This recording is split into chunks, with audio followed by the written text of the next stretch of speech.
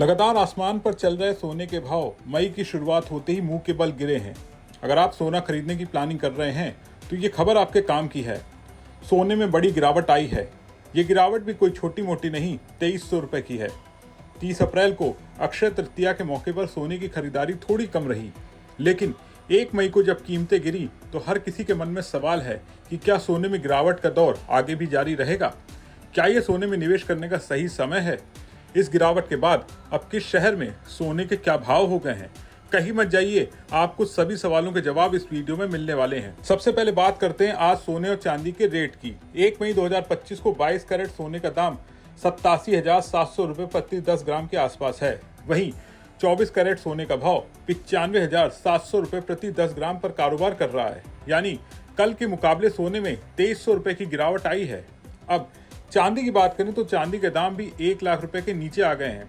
आज चांदी 99,900 रुपए प्रति किलोग्राम पर बिक रही है, जो काफी समय बाद इतना कम हुआ है। अब अगर शहरों की बात करें तो दिल्ली में 22 कैरेट सोना 87,900 रुपए और 24 कैरेट सोना 95,880 रुपए प्रति 10 ग्राम है। मुंबई में 22 कैरेट सोना 87,750 रुपए और 24 कैरेट 95,730 रुपए पर है। इसके अलावा चेन्नई, कोलकाता, जयपुर, नोएडा, लखनऊ, बेंगलुरु और पटना में भी लगभग यही रेट देखने को मिल रहे हैं। तो अगर आप सोने की खरीदारी की सोच रहे हैं तो ये आपके लिए अच्छा मौका हो सकता है।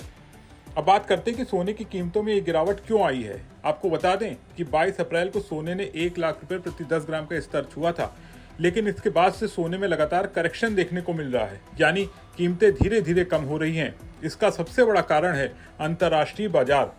भारत में सोने की कीमतें ग्लोबल मार्केट से जुड़ी होती हैं। अगर वहां दाम गिरते हैं तो हमारे यहाँ भी कीमतें कम हो जाती हैं। इसके अलावा रुपए की कीमतों में उतार चढ़ाव भी सोने के दाम को प्रभावित करता है।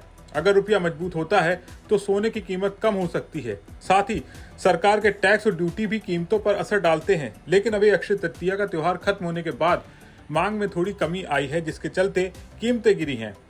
अब सबसे बड़ा सवाल है कि क्या सोने में निवेश करने का ये सही समय है? अगर जानकारों की माने तो सोने की कीमतों में अभी और उतार चढ़ाव देखने को मिल सकता है। हालांकि आप बिना अपने वित्तीय सलाहकार से बात करे बिना कहीं पर भी निवेश ना करें।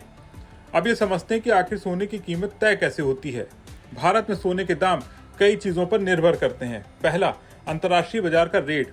दूसरा, रुपए और डॉलर की कीमत में बदलाव। तीसरा, सरकार की टैक्स और ड्यूटी पॉलिसी। और चौथा, मांग और आपूर्ति। जब त्योहार या शादी का सीजन होता है तो सोने की डिमांड बढ़ती है और कीमतें ऊपर जा सकती हैं, लेकिन जब मांग कम होती है जैसे अभी, तो कीमतें गिर सकती हैं। जिस तरह से सोना सस्ता हुआ है, आपको क्या लगता है आने वाले समय में गोल्ड और सस्ता होगा या फिर अब कीमतें बढ़ेंगी? कमेंट करके बताएं और बने रहें विस्तक के साथ।